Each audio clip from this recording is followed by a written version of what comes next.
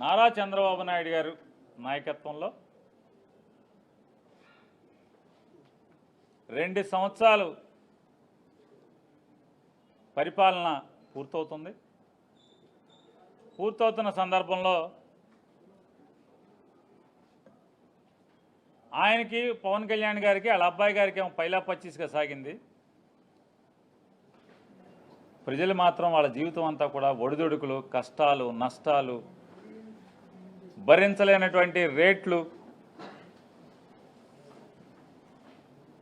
ఒక తిప్పలు కాదు, ఒక బాధలు కాదు. పిల్లలకి ఫీజులు కట్టరుగా ప్రభుత్వం, హాస్పిటల్లో మందులు దొరకవు, హాస్పిటల్లో వైద్య సేవలు దొరకవు, పెద్ద వైద్యానికి, మెరుగైన వైద్యానికి కార్పొరేట్ హాస్పిటల్కి వెళ్తే వైద్యం అందదు, ఆరోగ్యశ్రీ లేదంటారు.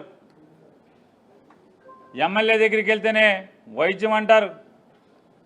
పేషెంట్ చావు బతుకుల్లో మధ్యలో ఉండి వాళ్ళ భార్య, వాళ్ళ కొడుకులు, పిల్లలు, కుటుంబం ఎమ్మెల్యే దగ్గరికి వెళ్ళి పడిగాపులు పడి లెటర్ తెచ్చుకోవాలి.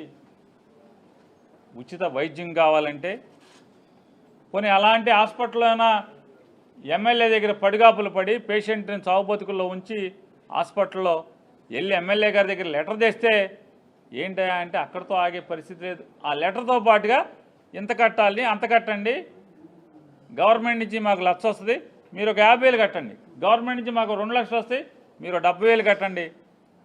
ఇటువంటి బేరసారాలతో గతి లేక ఇవాళ మనుషుల్ని బతికించుకోవడం కోసం సామాన్యులు ఆంధ్రప్రదేశ్ రాష్ట్రంలో బాధలు పడే పరిస్థితి. ఎవరో అక్కర్లేదు, మనం ఈ ప్రభుత్వం బాగుందా బాగోలేదా అనేది ఎవరినో అడగక్కర్లా. 2 సంవత్సరాలు 4వ తారీఖుతో పూర్తయి 5వ తారీఖు నుంచి 3వ ఏళ్ళలోకి అడుగు పెడతాంటే నారా చంద్రబాబు నాయుడు గారు ఈ రోజు దాకా 2 ఏళ్ల పండగ కూడా చేసుకోలేనటువంటి పరిస్థితి, ఆలోచన కూడా లేనటువంటి పరిస్థితి. ఎందుకని?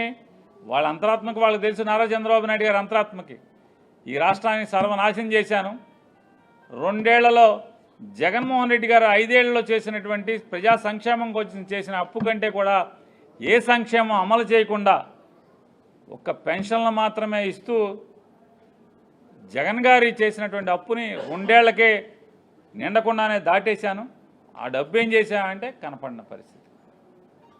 ఒక అమరావతి పేరుతో సెల్ఫ్ సస్టైన్డ్ క్యాపిటల్ అని చెప్పి ఒక అమరావతి పేరుతోనే 1,00,000 కోట్ల రూపాయలు అప్పులను తీసుకొచ్చిన పరిస్థితి.